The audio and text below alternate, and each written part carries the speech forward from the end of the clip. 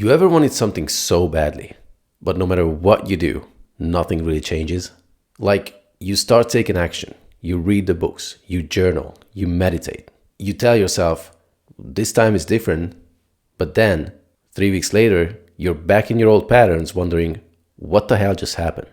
After repeating this a couple of times, you might think you're lazy, or broken, or just not cut out for the life you want. But I got news for you. It's not your fault. You're not broken. You're just running a structure that literally cannot sustain what you say you want. And in this video, I'm going to show you exactly why nothing changes even when you want it so badly, and what actually works. If you stick with me to the end, you will understand your mind and your results on a whole different level. Let's get one thing straight right from the start. Your brain does not care about your goals. It cares about survival and familiarity. You can write affirmations until your pen runs out of ink. But if your nervous system is wired for your old identity, your actions will always snap back to what's familiar. This is neuroplasticity 101. Your brain doesn't change through desire. It changes through repetition and emotion. Whatever you've done repeatedly with emotional charge becomes your default operating system. So even when you set big goals, your unconscious mind goes, wait, this isn't who we are. This isn't what we do. Let's shut this down and go back to safety. That's why it feels hard to do the things that would actually change your life. Your brain is fighting to protect the version of you it thinks you still are. It's not a discipline problem. It's a wiring problem. And if you don't understand that, you will keep trying to force change through willpower instead of reconditioning your system to feel safe having what you want. Now, let's touch on emotional addiction and identity traps, because here's where it gets even deeper. See, your body isn't just addicted to habits, it's addicted to emotions. You've literally been getting daily doses of emotional chemicals. Shame, not good enough, overwhelm, pressure, and your body's like, yep, that's our hit. That's who we are. So the moment you try to shift your reality, your body goes into emotional withdrawal. You are not procrastinating. You're avoiding the emotional detox that comes with becoming someone new. This is why most people unconsciously sabotage their success, because success would require them to let go of the emotional patterns they are addicted to, and that's terrifying. It's like you've been carrying around a backpack full of bricks called not ready, not worthy, not good enough, and even though it's heavy, it's yours. You're used to it. And the idea of dropping it feels like losing your identity. And that's the trap. Most people don't really want success. They want success while keeping the same identity they always had. Have you ever had that feeling where you knew if you just switched into a new identity, you could achieve your goals so much faster and easier, but for some reason you just didn't want to? Like you just didn't feel like doing that? Because you wanted to have the thing while keeping your old identity at the same time, so you could feel like you got something you weren't supposed to get, something you weren't worthy of. You know what I'm talking about? But the real transformation, unfortunately, requires you to step into a completely new version of you, one that your nervous system isn't addicted to yet.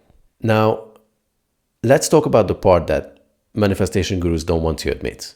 You can't create abundance from a frequency of lack.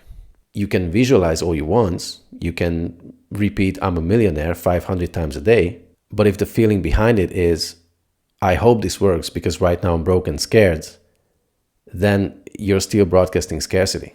The universe and your unconscious responds to vibration, not vocabulary. And your dominant emotional frequency comes from how you feel about yourself, not how badly you want something. As Abraham Hicks put it, you cannot have a happy ending to an unhappy journey. Bruce Lipton would tell you, your beliefs shape your biology. As James Doty would say, the heart has its own intelligence and it's more powerful than the mind. So what's the translation? Until you shift the way you feel about being you, your external reality isn't going to change much, because life reflects your inner dominant tone. Now, let's address the thing that drives ambitious people insane. Oscillation. You take bold action. You start a new routine. You commit. You feel momentum. Then boom, you hit a wall. You lose steam. You stop. Then you start again later. Then stop again. It's not because you're weak. It's not because you lack discipline. It's because you're in a structure that can't sustain forward motion.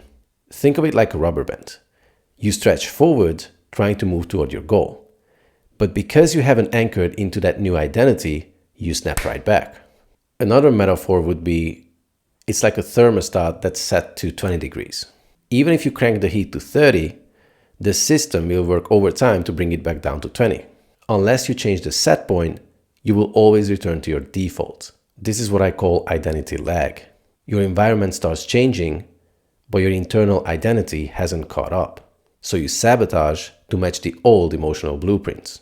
You think you're falling off, but actually, you're just being pulled back into emotional safety. Until your structure is aligned, you will always sabotage between what you want and what you're used to. Here's the truth that most people don't want to hear. Wanting isn't enough. Desire doesn't create. Hope doesn't transform. People say things like, I just need to figure out what's blocking me. I just need to raise my vibration. Or I just need to heal my past.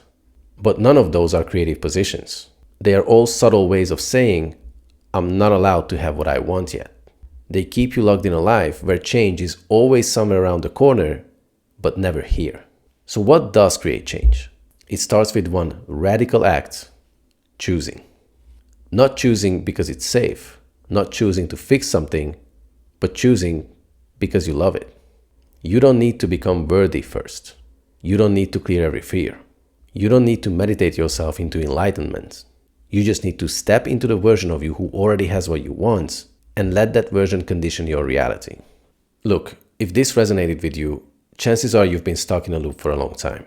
You've done the self-help thing. You've journaled, you've meditated, you've visualized. And yet your life doesn't reflect the version of you that you know exists deep down. You're not alone and you're not crazy. You've just been working on the wrong layer of reality.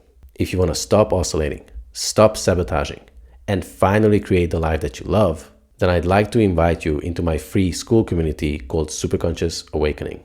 Inside, I'll show you how to shift your identity without endless healing, how to recode resistance so it stops running your life, and how to build a structure that naturally pulls you toward what you want without burnout, hustle, or mental gymnastics.